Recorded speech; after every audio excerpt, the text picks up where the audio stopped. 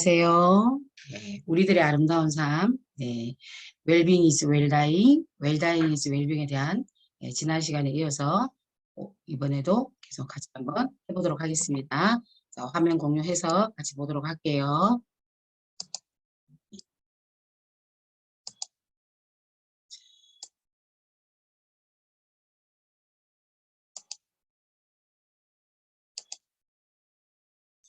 자, 우리 먼저 우리 뇌를 한번 풀고 가보도록 할게요. 여기 글자가 웃다 보니 행복해요라는 8421 긍정박수라고 하거든요. 자, 우리 행복해서 웃는 게 아니고 웃다가 보면 행복해진다고 하죠. 그래서 이게 웃다 보니 행복해요가 8글자니까 웃다 보니 행복해요. 하나, 둘, 셋, 넷, 다섯, 여섯, 일곱, 여덟. 웃다 보니 하나, 둘, 셋, 넷. 행복해요. 하나, 둘, 셋, 넷. 두 번씩 갑니다. 웃다 보니 행복해요.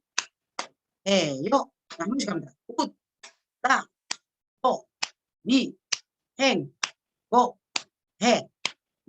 이게 841 긍정박수라고 하고요.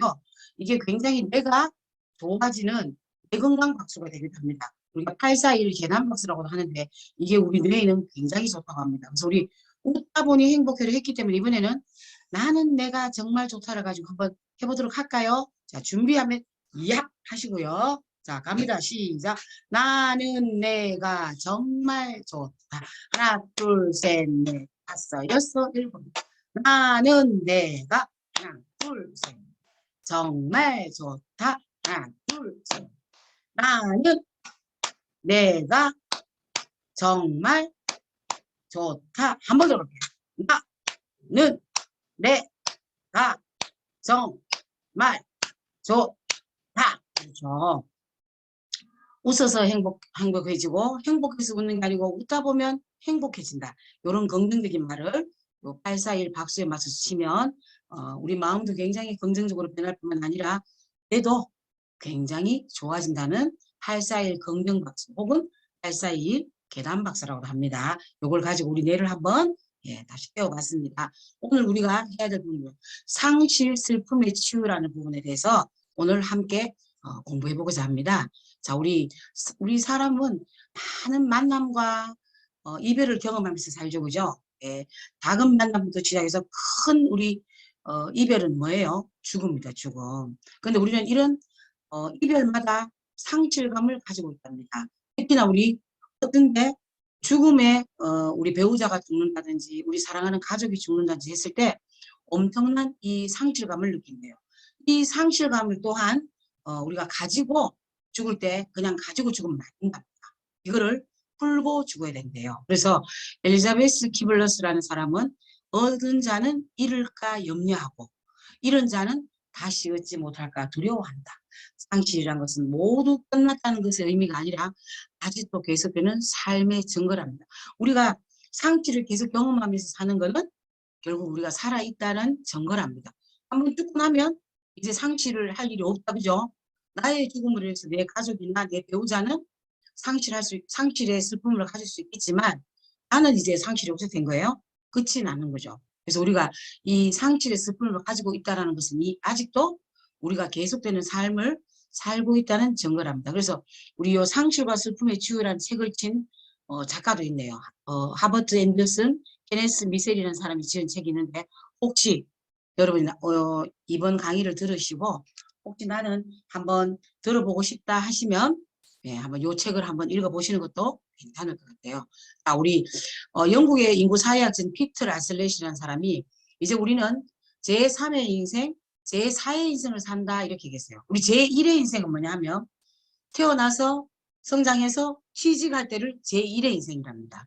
그 다음에 제2의 인생은 취직해서 퇴직할 때까지가 제2의 인생. 제3의 인생은 퇴직해서 병들기 전까지가 제3의 인생. 제4의 인생은 뭘까요? 제4의 인생은 병들어서 죽을 때까지가 제4의 인생이라고 하는데 우리가 이제 옛날에 비하면 평균 수명이 이렇게 됐어요. 많이 늘어났죠. 우리가 60년대, 70년대만 해도 평균 수명이 40년, 50년이었어요. 근데 지금은 어때요?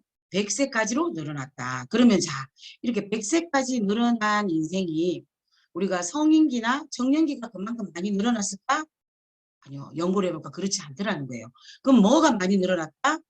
노년기가 그만큼 늘어났다는 얘기죠. 우리 이제 65세에 은퇴하고 나면 나머지 남은 인생이 얼마예요?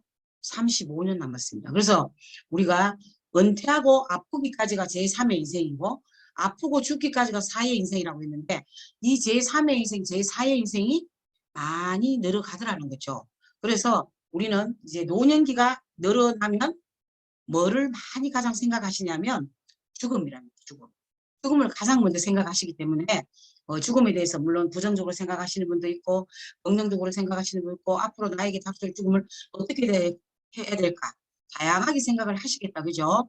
그래서 오늘은 우리 이 죽음에 대한 거에 대해서 어떻게 생각하는지에 대해서 잠깐 한번 동영상을 보고 가시도록 하겠습니다. 사랑하는 사람을 갑자기 떠나보낸다면 그 충격이 더욱 클 텐데요. 유족들의 대부분은 상실감을 극복하기 힘들다고 합니다. 애도의 과정에서 슬픔을 치유하는 방법은 무엇일까요? 오늘 생각연구소에서는 갑작스러운 상실에 대한 애도 심리에 대해 알아보겠습니다. 연세대학교 심리학과 이동기 교수와 함께합니다. 교수님 어서 오세요. 네, 안녕하세요. 안녕하세요. 네. 모든 죽음은 슬프고 힘들죠. 네. 그런데 오랜 지병처럼 예상된 상실보다 사고로 인한 그런 갑작스러운 이별이 훨씬 더 강한 트라우마를 남긴다고 들었습니다. 어떤가요? 네, 말씀하신 것처럼 모든 죽음은 사실 큰 상처를 남기기 마련이죠. 남아있는 분들한테 되게 고통스러운 순간이니까요. 근데 이제 특히 갑작스러운 상실을 경험하게 되면 미처 준비를 하지 못한 상태에서 이게 상실을 경험하니까 네. 그 자체가 극복하기가 훨씬 더 어렵게 됩니다. 네. 특히 이제 어려운 점들이 어떤 거냐면 이게 큰 그 대비 현상이 있어요. 자신은 소중한 사람이 지금 사망해서 대단히 슬픔 속에 있는데 나를 제외한 다른 세상은 평온하게 그대로 다시 진행되는 것 같거든요. 네. 이 둘이 너무 대비되니까 이 불일치감을 자기가 어떻게 수용해야 될지가 가늠이 잘 안 되는 거죠. 네. 그래서 이제 그 사고로 가족을 잃은 그런 유가족의 슬픔들, 그들이 겪는 그 증상들을 외상 후 애도 증후군이라는 말로 새로 불리고 있습니다. 네. 네, 외상 후 애도 증후군인데 가장 이제 많이 알려진 외상 후 심리 스트레스 장애가 있잖아요. PTSD라고 하는 게 네. 여러 가지 이제 충격적인 사건을 경험하게 됐을 때 신체나 또는 심리적으로 당하는 이런 증상들을 말하는데 거기에다가 사랑하는 사람과 이별함으로써 오는 우울이라든지 불면, 공황 증상 이런 것들을 합치면 애도의 느낌이 있잖아요. 그래서 네. 애도 증후군을 결합한 그래서 외상 후 애도 증후군 이 말은 사실 세월호 참사 이후에 국내 여러 전문가들로부터 많이 이렇게 사용되는 그런 용어입니다. 그렇군요. 자, 그러니까 외상 후 스트레스 장애가 어떤 사고를 겪고 나서 그 사고에 대한 공포가 주요 원인이라면 외상 후 애도 증후군은 사랑하는 사람과 같은 상실로 인한 슬픔이 작용한다라는 말씀인데요. 그럼 구체적으로 어떤 증상이 나타나나요? 이게 이제 그 사실 어느 정도는 그 상실을 경험했을 때 시간이 뭐 적어도 6개월이란 지나면 사실 자발적으로 이게 좀 나아지는 상태가 되거든요. 그런데 그렇게 시간이 흘렀음에도 불구하고 시간이 많이 지났는데도 여전히 그 슬픔이라든지 또 사망한 사람에 대한 기억이 계속 나서 아무 일도 할 수 없다든지 그 고통을 계속 느끼는데 특히 이렇게 이제 그 고통이 길어지는 이유 중에 하나는 뭐냐 하면 그 사망의 원인에 대해서 자기 탓을 하는 사람들이 있습니다. 예. 그러니까 그리고 또 하나는 좀 더 있을 때 좀 더 잘해줄 걸 그랬다든지 그 죄책감을 되게 많이 느끼게 될 경우에 이 애도 과정이 진행이 잘 안 되기 때문에 그 애도 그 증후군 자체가 계속 지속될 수가 있는데 심한 경우에는 일상 사회생활 영위를 영위하는 것 자체가 잘 안 될 수도 있고 아주 심한 경우에는 자살 충동을 보고하는 경우도 있다고 합니다. 네, 그렇군요. 자, 이렇게 갑작스럽게 상실을 겪게 되는 경우에 심리적인 그 변화의 단계가 있다고 들었거든요. 자, 네네. 어떤 변화를 겪게 되나요? 사실 이제 이렇게 상실을 경험하면서 애도를 해야 되는 그런 단계가 있는데 뭐 학자에 따라서 4단계도 있고 5단계도 있고 6단계도 있는데 가장 간단한 4단계를 좀 설명을 드리면은 첫 번째 단계에서는 되게 충격과 무감각의 시기라고 하는데요. 사랑한 사람을 떠났을 때 사람들이 가장 흔하게 보이는 반응은 뭐냐면 이것이 사실일 리가 없다라고 아. 할 때 부정하는 그런 마음, 그리고 실제로 그 현실 자체를 직면하고 싶어하지 않고 회피하려고 하는 피하려는, 태도가 되게 네. 많은데, 이게 사람에 따라서 개인차가 있어서 두 가지 방향으로 나타납니다. 한쪽은 되게 그 상실에 대해서 감당하기 어렵기 때문에 내부에서 감정이 대단히 불안정해지면서 주로 그 상실 자체에 대한 분노의 감정 같은 거, 왜 이런 일이 나한테 일어났는가, 네네. 이렇게 격앙되는 반응들이 보일 수도 있고, 네. 또 한쪽에서는 그 반대로 완전히 우리가 그 저 동굴 속으로 들어가는 것처럼 무감각해져서 그 자체를 누구에게도 얘기를 하지 않고 정신은 멍해지고 예. 그냥 그렇게 있게 되는데, 사실 두 번째처럼 우리가 보통 일상적인 반응을 보여드릴 게 나타나지 않는 음성 증상들이 훨씬 더 극복하기가 어렵습니다. 예. 두 번째 단계가 되면은 그 사망한 사람 고인에 대해서 강한 그리움을 표현하는 시기가 옵니다. 예. 네. 너무 그립죠. 다시 보고 싶고 한데 볼 수가 없잖아요. 네. 그러니까 이게 되게 마음이 되게 방황하게 되고, 이런 단계에서는 주로 슬픔과 그리움 때문에 그 고인의 사진과 유품을 넋을 놓고 바라보는 그런 단계가 됩니다. 되게 그 좌절감이나 슬픔 이런 것들이 가득한 그런 단계가 되겠고요. 세 번째 단계에서는 우리가 와해된다고 하는데, 와해와 절망감을 느끼는 그런 시기가 옵니다. 그러니까 더 극심해지는 거죠. 왜냐하면 그렇게 그리운데 사실 만날 수 없다는 그 어떤 냉엄한 현실 자체를 이제 직면하게 되는 시기가 되는 거죠. 예. 그러니까 너무너무 보고 싶지만 다시 돌아올 수 없다는 것, 그 사실을 나의 현실에 이렇게 접합시켜야 되니까 어떤 느낌이 드냐면, 이때는 사는 게 참 허망하다. 또 여러 가지 절망감을 느끼고 잠도 잘 안 오고 음식도 잘 못 먹고, 이런 상당히 혼란스러운 상태가 세 번째 단계로 오고, 이게 피크를 이룬 다음에 그 다음에 찾아오는 네 번째 단계에서는 재조직하고 회복하는 그런 시기가 됩니다. 네. 그러니까 이때는 부정적인 그런 감정들이 조금 무뎌지고, 그때는 더 사랑하는 사람과의 좋았던 추억을 떠올리게 되는 그런 예. 단계가 되고, 아물게 되는 단계네요. 그렇죠. 그때는 뭔가 있었던 긍정적인 부분에 대해서 다시 한번 생각할 수가 있게 되는데, 이 과정을 통해서 자신의 어떤 평상적인 생활로 다시 회복되는 경험을 네. 하게 되고, 또 어떤 분들은 삶의 새로운 목표를 설정해서 내가 그 사람 목까지 더 열심히 살아야 되겠다, 이렇게 결심을 하게 되는 단계가 옵니다. 사실 이렇게 봤을 때는 네 번째 단계가 가장 좋은 단계인 거 아닌가 싶은 생각도 드는데, 애도의 네 단계를 모두 다 거치는 것이 정서적인 회복에 더 도움이 된다고요? 왜냐하면 이게 그 애도 자체를 너무 급하게 마치 예. 우리가 그 내용은 없이 그냥 결론만 남아 있게 되면은 그 자체가 충분히 이게 자기 안에 소화되지 않은 상태에서 예. 마치 속은 다 굶어 있는데 그 뚜껑만 덮여놓은 것처럼 되는 거거든요. 예. 그래서 이제 어떤 분들이 힘들어하냐면, 특히 주변의 시선을 많이 의식하거나 네. 또는 자기 자신 남한테 뭔가를 잘 표현하는 성격이 아닌 분들이 이 애도 과정이 진행이 안 되기 때문에, 사실은 겉으로 보면 괜찮은 것처럼 보이지만 속은 예. 되게 울고 있는 경우가 되게 많거든요. 그런 경우는 되게 우울감을 많이 느끼게 되고, 또 죽음에 대해서 몰두하는 경향을 보이고, 사회적으로도 그러니까 다른 사람을 얘기해봤자 이게 안 되니까 고립되는 그런 경우가 생깁니다. 네. 사랑하는 사람. 자, 보셨죠? 우리가 이제, 물론 이제 사랑하는 사람이 갑자기 돌아가신다든지, 혹은 뭐 병에 걸려서 돌아가신다. 어쨌든 내 주위에 사랑하는 사람이 떠난다는 것은 굉장한 슬픔이에요. 그죠? 그래서 이게 우리가 특히 죽음은 상실감이 가장 큰 것이 바로 죽음이다. 그죠? 우리가 뭐 물질이나 이런 걸 잊어버려도 상실감이 굉장히 큰데, 사랑하는 내 주위에 남편이라든지 가족이 죽었을 때 굉장한 상실이 되는 거예요. 그러나 우리 한번 돌이켜보면 인생은 만남과 헤어짐의 연속이다. 그죠? 한번 누구를 만나면 그 사람하고 우리 영원히 갈 수 있나요?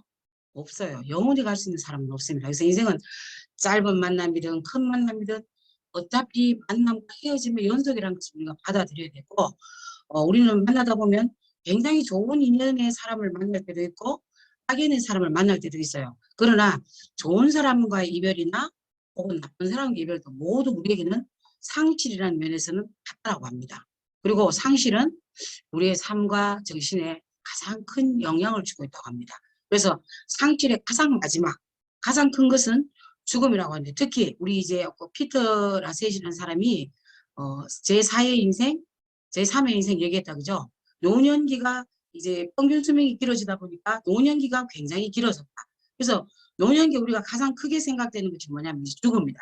왜냐하면 그 전에 젊었을 때는 그것을 생각하지 않고 살았지만, 이제 나이가 들면 죽음이란 것을 한 번, 두 번, 예전보다는 아마 생각하게 되는 거죠. 그래서 우리가 이 죽음이란 것을 생각하면서 뭐를 봐야 되냐면, 단순히 죽는다라고만 생각하지 마시고 이 죽음이란 걸 통해서 뭐를 보셔야 되냐면 삶을 다시 바라보는 현실적인 생각을 하셔야 된답니다. 예를 들면 홍용숙 강사에게 3년이라는 시한부가 주어졌다면 저는 앞으로 3년밖에 시간이 없다는 거잖아. 그죠?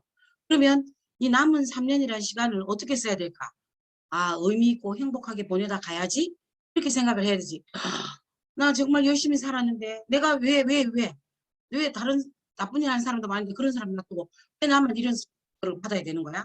막 이렇게 하다 보면 그 남은 3년이라는 시간을 허송세월하게 되겠죠. 그죠?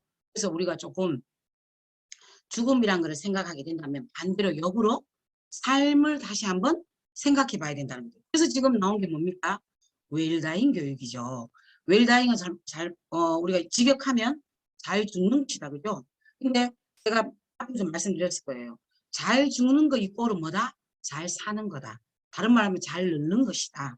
그래서 우리가 어차피 인간의 유한함을 느끼면서 상대적으로 남아있는 시간의 소중함을 알고 더욱 행복하게 남은 시간을 가치 있게 살아야 되는 게 바로 우리가 상실을 준비할 수 있는 상실의 슬픔을 조금은 줄일 수 있는 방법이 아닐까 합니다. 그래서 우리가 엘리자베스라는 스위스 출신의 정신과 의사가 500명 정도 되는 시한부를 맞은 사람들을 대상으로 조사를 해봤대요.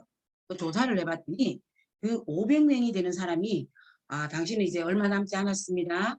이런 진단을 받고 났더니 그 죽음을 받아들이는 심리 변화의 단계를 5개라고 이렇게 얘기를 했습니다. 첫째는 뭐냐면 부정의 단계입니다. 부정 멀죠. 내가 왜? 나 지금 열심히 살았고 나 건강관리도 잘했고 다른 사람 나보다 더 나쁜 사람도 많고 근데 왜 내같이 착한 사람이 죽어? 이렇게 생각할 수도 있고 그리고 우리 인간은 다른 사람들은 다 죽지만 나 자신은 어떻다고 생각해요? 나 자신은 죽지 않는다고 생각한대요. 우리는 태어나면서 변하지 않는 명제가 하나 있다면 태어난 사람은 반드시 죽는다는 거거든요. 그죠? 근데 우리 마음속에는 뭐가 있냐면 나는 죽지 않을 거야 라는 어떤 불멸론이 있대. 마음속에. 그래서 갑자기 그런 진단을 받았을 때 뭐라요? 부정하는 거죠. 왜 내가 다른 사람도 아니고 왜 나한테 이렇게 생각한다는 거죠. 그래서 두 번째 단계는 이렇게 부정하다가 분노로 간답니다. 분노로. 자, 이제 자기가 죽는다는 거는 변할 수 없는 현실이라고 생각을 하는 거죠. 하다 보면 분노가 생깁니다. 왜 나야? 막 하늘 보고 삿대질하죠. 저거 죽었어. 왜 내 같은 사람 데려가는 거야? 이렇게 막 자신의 죽음에 대해서 인정하지 못하고 막 분노하는 거예요. 근데 요 분노를 지나가면 그 다음 뭐가냐면 타협의 단계가 온답니다. 자, 그래. 어차피 나한테는 주어졌는데 우리 아들 결혼식까지만 좀 살게 해도 그래서 그때까지 우리 아들 아니면 우리 딸 결혼식까지만 좀 살게 해줘. 그러면 그때 우리 딸 손잡고 들어가고 우리 딸만 결혼시키고 나도 내가 괜찮을 것 같아. 그때까지 나는 뭐 해야 돼요? 건강관리를 하든지 여러 가지를 해가지고 그때까지 갈 수 있도록 해야 된다. 이게 뭐냐면 타협의 단계예요. 자, 그 다음에는 이제 타협까지 다 했어. 하고 나면 이제 더 이상 그때까지만 살게 해줘. 이런 이유가 없어지잖아. 그죠? 이제 변할 수 없는 명제. 나는 이제 곧 죽는구나 라고 생각하니까 우울해지기 시작한답니다. 그래서 말수도 적어지고 병원에 계실 때 면회도 사절하고 다른 주위에 있는 사람들도 만나지 않고 제 주위에도 어떤 분이 그런 분이죠. 갑자기 아주 친한 친구가 연락이 안 된대요. 아무리 연락을 해도 안 되고 전화해도 안 되고 집에 찾아가도 없고 그래서 딸에게 연락을 해봤는데 딸도 연락이 안 되더라는 거예요. 그래서 제가 그분한테 뭐라고 했냐면 아마 그분 신상에 아주 큰 문제가 생겼을 것이다. 우리가 사람마다 다 이 타입이 다른데 그런 타입의 사람들은 지금 이분은 어떤 단계예요? 우울의 단계죠. 아마 시한부를 받았으면 지금 이제 누구도 만나기 싫고 나의 이런 모습을 누구에게도 보이기 싫고 하는 단계가 뭐냐면 우울의 단계랍니다. 우울의 단계. 이제 이 단계가 지나고 나면 이제 인정의 단계로 넘어가요. 인정. 자, 이 네 단계를 지키다 보면 이제는 든든하게 내 죽음을 정리하고 내 주변 정리도 하고 이제 평화로운 마음을 가질 수 있는 단계. 이게 바로 인정의 단계입니다. 그래서 우리 죽음은 누구나 외면하고 싶죠. 홍영숙 강사도 안 죽고 그렇다고 저는 뭐 천년만년 살고 싶은 생각은 없어요. 왜냐하면 제 주위의 사람들이 다 죽을 거고 제 친구들도 다 죽을 거잖아요. 그런데 저 혼자만 살아있어서 뭐 별로 의미 없을 것 같아요. 그죠? 그러나 남들보다 빨리 죽고 싶진 않아요. 그죠? 근데 우리 죽음이란 것은 빨리 죽고 싶지도 않지만 그렇다고 해서 그거를 받아들이고 싶어 하는 사람도 별로 없지만 그러나 우리는 변하지 않는 명제. 우리가 이렇게 죽음이란 것은 어느 누구에게나 오는 단계이다. 그것을 우리는 어떻게 해요? 그 죽음이라는 상실을 잘 받아들여서 미리 연습하고 미리 알면 나중에 우리 주위에 가족이 돌아가시거나 내 배우자가 돌아가신다 해도 아마 느끼는 상실을 좀 적게 가지지 않을까. 그래서 우리가 정상적인 이별의 슬픔을 이렇게 봤더니 첫째는 감정적으로 분노한대, 분노. 내가 저 사랑하는 사람을 위해서 죽는데 아무것도 해줄 게 없잖아요. 그 무기력함 때문에 분노를 느끼게 된다. 그 다음에 제의식과 자기 비난일 때 내가 내 때문에 저 사람이 병에 걸린 거 아닌데도 내 때문이 아닐까. 내가 살았을 때 살면서 이런 거 안 해줬을까. 그렇게 생각합니다. 그 다음에 불안이다, 불안. 막 공포도 느끼고. 그 다음에 이 이별을 경험하면 외로움. 저 사람이 저렇게 죽었는 것처럼 나도 그렇게 될 수 있다. 이런 걸 느끼면서 굉장한 외로움을 느꼈을 때 이럴 때는 우리가 주위의 사람들이 그 사람을 좀 이렇게 보다듬어 줄 수 있는 마음, 이런 것이 굉장히 큰 힘이 된다고. 그 다음에 피로감이나 충격이나 무기력감이나 그리고 또 돌아가신 분에 대한 그리움. 그죠? 근데 저는 이렇게 생각해요. 돌아가신 분을 그리워하는 것은 당연하다고 생각합니다. 그런데 우리는 어떻게 생각하냐면 우리 뭐 당리시장이 그런 얘기잖아. 너무 많이 울면 낭자가 이승에서 발을 못 뛰니까 많이 울지 마라. 저도 그런 얘기 들었거든요. 그런데 제가 이 공부를 해보면서 느낀 뭐냐면 낭자에 대한 슬픔이 크면 클수록 우셔야 돼요. 많이 우시고 정말 끄이끄이 하는 소리가 나올 때까지 우셔야만 뭐가 돼요? 그 슬픔이 해소가 됩니다. 그래야만 나중에 이분에 대한 아쉬움이나 이런 게 안 남는데요.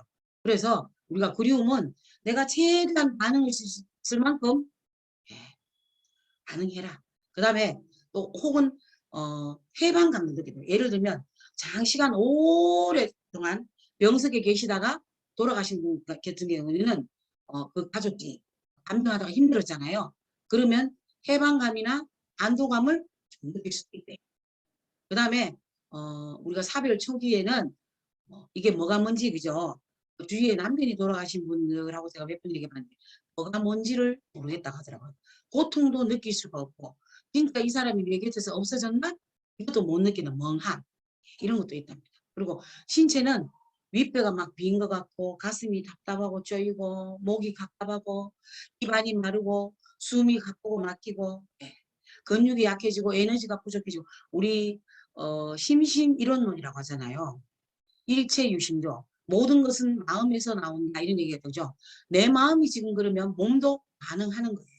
그 다음에 우리 인지기능도 이런 상실로 인해서 떨어진다. 이 죽음에 이르는 이별에 의한 상실로 인해서 인지기능도 떨어진다고 합니다. 그래서 심한 분들은 어때요? 남편의 사별 때문에 우울감이 오고 우울감이 조금 어느 기간 가다가 보니까 뭐가요? 치매가 오더라고요. 치매가. 그래서 굉장히 중요하다. 그래서 뭐 행동적으로 어떻게 수면장애, 식욕장애, 뭐 얼빠진 행동, 사회적인 절대, 한숨치기, 울음, 쉬지 않는 과잉행동 이런 것들이 나타납니다. 식욕장애, 밥도 제대로 못 먹고 잠도 못 자고 우울증 생기고 그죠? 그래서 우리가 이런 것들을 가지고 있으면 이걸 어떻게 해야 돼요? 해결하려고 노력해야 된다. 해결을 누가? 본인 스스로도 노력하셔야 되고 주위에 있는 가족분들이나 주위의 지인들도 노력해 주셔야 됩니다. 그래서 우리가 이 노력하는 것을 뭐라고 하냐면 상실 수업이라고 합니다. 신은 인간에게 감당할 만큼의 고통을 준다고 합니다. 우리의 삶은 어떻게 보면 역병의 연속이잖아요. 저희가 어떤 분을 만났는데 한 번도 이 세상 살면서 뭐 어떤 고생이나 역경을 겪어보지 않았다고 하는 사람들 한 명도 본 적이 없습니다. 홍영숙 강사도 저도 살아온 동안 30대의 고통이 있었고 40대의 고통이 있었고 제가 그나마 가장 좀 편안하다고 생각하는 게 50대의 삶이었거든요. 근데 그때 당시에는 홍영숙 강사도 정말 죽을 것처럼 힘들었어요. 차라리 내일 아침에 눈 뜨지 말아야지 할 때도 있었다는 거예요. 그런데 지금 지나고 보니까 그때 내가 왜 그런 생각을 했지? 이렇게 살기 좋은 세상에서 내가 왜 죽으려고 생각을 했을까? 라고 생각했다는 거죠. 그만큼 신은 인간이 감당할 수 있을 만큼의 고통만 준다고 합니다. 그래서 지금 이 슬픔이나 아픔도 시간이 다 해결해준다. 우리 옛말에 그런 거 있잖아. 시간이 다 해결해준다. 우리 옛 어른들의 말씀은 하나도 틀린 게 없더라고요. 그죠? 그래서 시간이 지나면 이 고통도 다 사라집니다. 그죠? 두 번째는 우리 슬픔이 오잖아요. 오면 어떤 분은 애써 이거를 외면하고 막 참는 분이 있어요. 남편이 돌아가신데도 요즘 어떠세요? 괜찮으세요? 물론 괜찮지 않겠죠. 그죠? 이렇게 물었는데 굉장히 막 웃으시면서 괜찮아요. 아주 좋아졌어요. 예. 뭐 불과 돌아가시기 전 2달밖에 안 됐는데 그거는 뭐냐면 가식인 거죠. 그죠? 그분의 마음 안에는 슬픔이 이만큼 차 있는 거예요. 차라리 그럴 때는 괜찮으시죠? 이렇게 얘기하는 거다. 남편분이 돌아가셔서 참 슬프시죠? 예, 마음이 참 안 좋으실 것 같아요. 혹시 마음이 굉장히 안 좋으시고 슬픔이 있으시다면 제가 별로 도움은 안 되겠지만 저한테 그 마음 털어놓으시고 같이 우셔도 괜찮아요. 오히려 이렇게 얘기해 주는 게 그분한테는 훨씬 치유가 될 수 있는 방법이라는 거예요. 근데 우리가 이거를 막 참는다, 그죠? 앞에 우리 그 동영상에서 전문가가 얘기했죠. 참으면 어떻게 된대요? 그냥 뭐 쓱쓱쓱 이렇게 우선 임시변통으로 막아놓은 거하고 똑같다. 우리가 임시변통 콘크리트를 잘하면 이게 간단하지만 콘크리트를 안 하고 위에 막 낙엽이나 이런 걸 덮어두면 발로 한번 밟으면 쑥 꺼진다, 그죠? 그거하고 똑같은 거예요. 나는 다 치유됐다고 생각하고 나는 괜찮다고 생각하고 참으면 그게 언젠가는 더 크게 뻥 터진다는 거예요. 그래서 우리가 어떤 상실이 있을 때 그 상실을 풀 수 있는 방법은 정말 슬픔이 가실 때까지 거의 우는 것도 아주 저는 좋은 방법이라고 생각합니다. 우리 왜 우는 것도 그냥 우는 게 아니고요. 이렇게 우시잖아요. 그래서 겉에 우리 막 흐느끼잖아요. 소리 나는 것처럼. 그렇게 하시는 것도 좋은 방법이고요. 아니면 뭐 어떤 것에 지금 취미라든지 취미생활이라든지 그런데 거기에 막 침담해서 거기에 막 몰입하는 것도 되게 좋은 방법이죠. 그리고 아니면 내 얘기를 들어줄 수 있는 누군가에게 막 나의 이야기를 막 하시는 것도 되게 좋은 방법인 것 같아요. 그냥 어쨌든 가슴속에 쟁여두지 마라. 우리 스트레스가 굉장히 인간에게 안 좋다고 하잖아요. 그죠? 그래서 스트레스를 참는 사람이 가장 위험한 사람이라고 하거든요. 쟁여두다가 결국은 그게 사람을 잡아먹는 게 스트레스가 된다고 하는데 어떻게 보면 상실도 스트레스의 일종일 수 있습니다.